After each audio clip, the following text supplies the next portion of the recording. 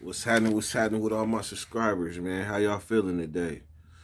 As y'all know, today is Easter, and this is an Easter unlike no Easter that we've ever had on record.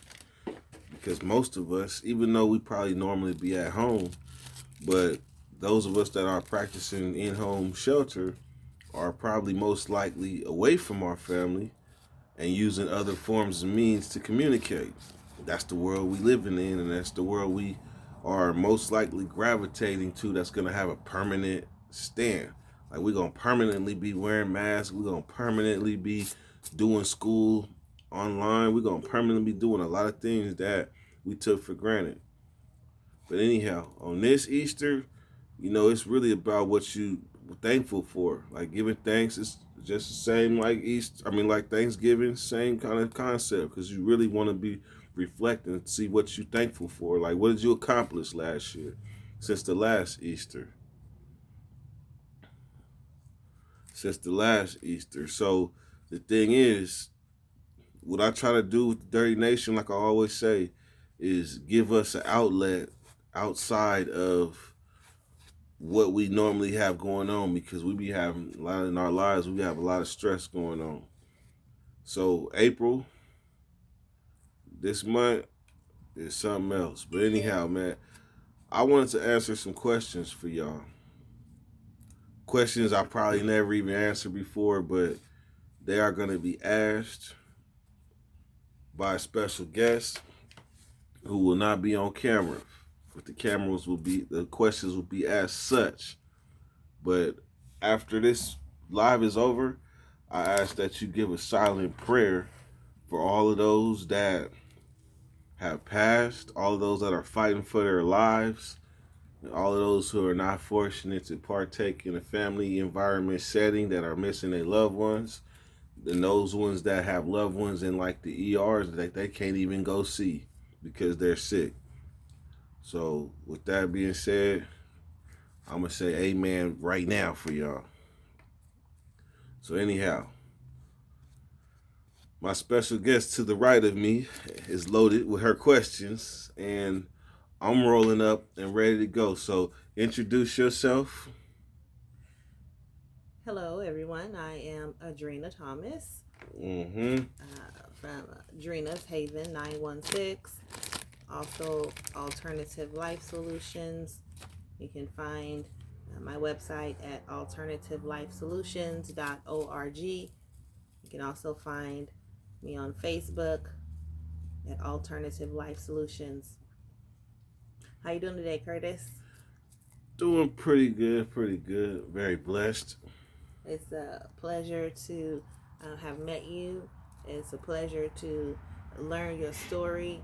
I know your Dirty Weather 916 is not just a prison channel, but it does give a lot of insight to the daily life Mm-hmm. of prisoners and what takes place, like on a daily schedule. And you have really opened a lot of people's eyes to the wake up calls and the roll calls, the morning exercises, the times for meals, and being escorted to work and school, and when it's time to study, when it's time to work, Mm-hmm. as well as the times that set aside for sport events, telephone calls, and walks, and all that. So, first off, I want to ask, people probably already know, there's a lot of people that don't know, regarding your crime, if you don't mind me asking, um, why? Why? Why did you do what you did? Which time? The first time that you went to prison at the age of 17. 17 years old, why did you do what you did? So growing up, how I was growing up, I kind of would say I lost my innocence early, probably a lot sooner than a lot of normal people. Probably at 9 years old, I found myself in juvenile hall. I think that's when I started thinking independent. So as I grew up, I had the mind frame like if I wanted it, I had to go get it. If I wanted a car, I couldn't. I probably could have went to my mother, but I elected to get it myself. Okay. So so what happened is I ended up finding out that I was pretty good at rapping. Mm-hmm. And back then, my little group was a group we was called Criminal Element. Just the problem was we was really criminals. Mm-hmm. But I was inspired. I was like, I could probably give up this life that I'm living and turn to this rap music. Mm-hmm. So we started freestyling over a lot of tapes, and people were listening to us. So then the producer that was supposed to be producing our stuff, he up and left and went to Texas. Left us with a couple of freestyle instrumentals, and that's it. So we realized back then that money, that stuff costs. Like studio time back then, it used to cost a whole lot more than it costs now. You get a whole song for $100 now, a good produced song. But back then, you had to fork it out, and we didn't have it. So next thing you know, we did what we had to do, and I already was doing burglaries and stuff like that. But robbing, that was not never in the picture in '96. But in '97, all of a sudden, it entered the picture. So what I hear you saying is the reason you did what you did is basically to fund your rap career. And if you could turn back time and if you could change things, would you? I definitely would have changed because I know exactly down to the moment and the reason why I started robbing. I had a friend. I'm not gonna say his name, but I had a friend that he had told me about this robbery with all these hundreds, well, not hundreds, but like $50,000. They had this much dope, this many pounds of weed, and in my mind, I'm like, what we gotta do? We supposed to go do a home invasion. We're gonna go in there and take this. I don't know what it is or what. All I know is my mind is wrapped around all these hundreds of these thousands of dollars and all these pounds and what I could do. Okay. Okay. So earlier, before we started recording, we were talking about um, the time when April would come around, holidays would come around, and one of the things that really, really cheered you up was getting greeting cards from your mom and from your family. Yeah. And right now, there's a lot of people that are still in prison, people that you know, people that you don't know. And what are some of the ways that you could cheer them up that would make them feel important and needed? First of all, when I was talking about my mother, like my mother and my aunt used to send me cards every Thanksgiving, Christmas, Easter. I can count on a card, and I would all I could do was really hope that it would come before the holiday, so I could put it up on my shelf or hang it up on my wall. Because the thing about mail in prison is they will play with your mail, and your mail will get your mail 2 weeks later from the day it was mailed. So it's a gamble. But when that letter comes under the door or through the side of that door, that's communication from the free world. And I went through a time when there was no cell phones. Then when cell phones entered the picture, then I would just make sure I put myself in position to call home and tell everybody Happy Easter. But when we didn't have cell phones and higher security prisons, holidays were just Easter was became the day that we look forward to going to get some chicken on the bone. Wow, that's deep. Right now, in 2020, there's a lot of people that are up for parole. And they're going to go through that parole interview, which is an opportunity to enhance the motivation to change. So, in many jurisdictions, paroling authority members, the staff, they conduct in-person interviews or hearings, right, Uh-huh. with inmates who are eligible for parole as part of their decision-making process. Uh-huh. So, how would you prepare a person for a parole interview? Would you consider, like, would you suggest them to do role play, um, write the answers on paper, practice, like go to the library? Um, How would you encourage them to prepare for a parole interview? First off, you gotta go to the law library. You gotta go to the law library because that's where you're gonna find out what's going on, like the current laws, the changes, what, and then like when somebody's going up to board, Mm-hmm. all the other lifers seem to know. Like they'll know Big Pete's going up the board next week, and everybody's gonna hope and pray because if Pete gets out, that means you have a chance to get out. So when you go to the board, that's what you're up against. You're thinking about everybody that went home, everybody that got denied. So you're really in limbo. And when you go to those hearings, for some men, those and women, probably the most vulnerable that you have to be in your life. And some people are innocent of their crimes. They're innocent. But when you go to the board, you have to admit, like you gotta admit that you gotta admit and show remorse for your crime. But what if you didn't do the crime? That's what I was going to ask you next. What if you did not do the time? Excuse me, if you did not do the crime, when you're up for a parole interview, how do you even reconcile that within yourself? Fortunately for me, I've never had to go to a parole hearing, but I've looked in the face of people that just said I couldn't do it. I couldn't stand in front of them and admit to something that I did not do.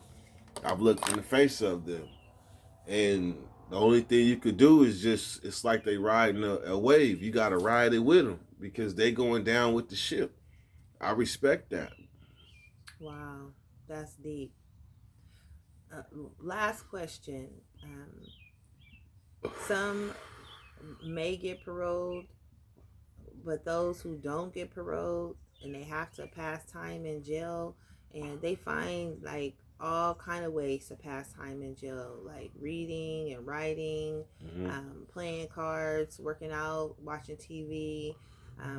A few prisoners have programs, right, that allow them to like sell handcrafts, and most of them they got the opportunity to make educational experiences available.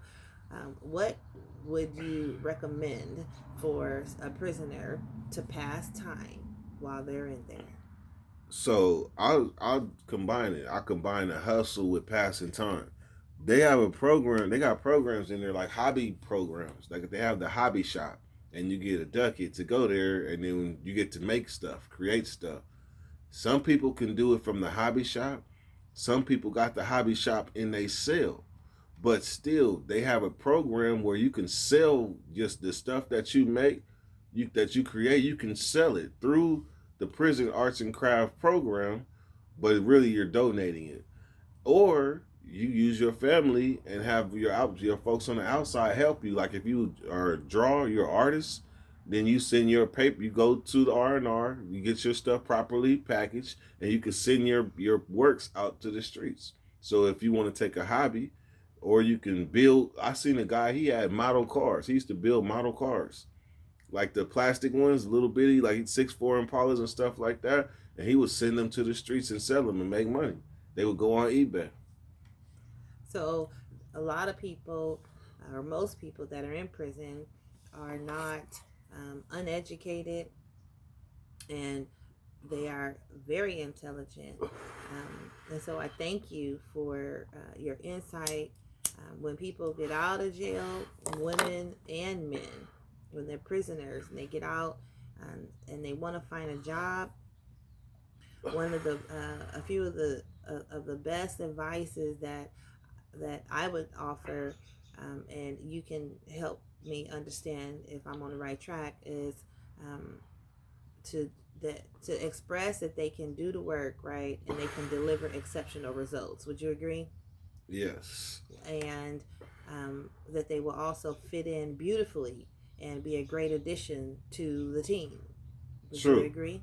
What's the word that you used that you said society would like to look at us as, or what, as what?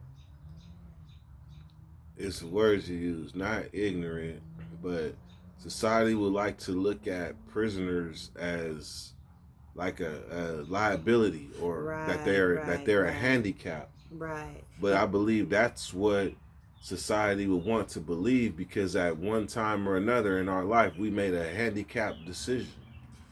one of the beautiful one of the beautiful things about a prisoner coming out into society that's looking for a job is that they possess a combination of skills and experiences that make them stand out from the crowd, and hiring them will make them look smart and make their life look easier. True. And you know what? A lot of us, if you simply changed the way we dressed, you wouldn't be able to tell the difference if we was criminal or regular person. You wouldn't be able to tell. We actually, the way society has progressed now, it's normal to have tattoos on your face or tattoos showing and be working in a normal workplace. That's normal. So therefore, those that know, that thought ahead, like me, I knew I'm not marking my body. So therefore, when I come home, I have more options, more opportunities. Now it doesn't even matter. So therefore, I could be in your face, and I've done 20 years, and you will have no idea. Right, right, right. This is a bomb interview. I'm sorry, I know I said one last thing before, but one thing that I realized as I watch you do your lives and conduct your interviews, and then I go back and I read some of your comments. There are people who have never been to prison that watch your channel, but they're watching on behalf of someone else that's a family member or a friend, and they're trying to pick up some golden nuggets. And some of the things that I've heard you give, I don't want to say advice, but I would say you have dropped golden nuggets about not being a snitch, uh, befriending the guards too much, small things like things not to do, like sitting on somebody else's bunk, cutting in line, forgetting to say please, forgetting to say thank you, stealing from people, and Oh whatnot. yeah, oh yeah, because there's rules and regulations in there for sure. Some of them out here apply. That's the funny thing. Like the way you conduct yourself, if you can survive in there, then you can survive pretty much out here. If you know how to conduct yourself where you're under the gun, constantly under the gun, if you can conduct yourself in those circumstances, then you can conduct yourself out here. Right on. So other than that, I appreciate this interview. I appreciate y'all listening and checking this interview out. This interview is going to be posted on 2 channels. I'm going to run those numbers up. Check out this view. And if you got any questions that you would like Drena to ask me, feel free to hit her inbox, hit my inbox. If you got any questions that you would like her to ask me, because the Dirty Weather interview is coming up soon. The whole interview. Go.